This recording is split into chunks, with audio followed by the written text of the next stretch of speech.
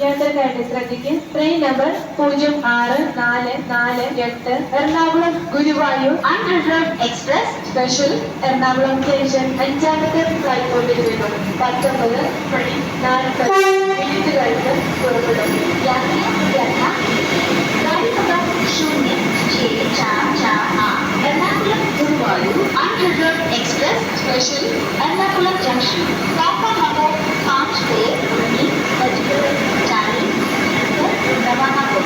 Your attention please. Train number 06448 Ernakulam Guruvayur Unreserved Express Special will leave from Ernakulam Junction, platform number 5 at 19 hours 40 minutes.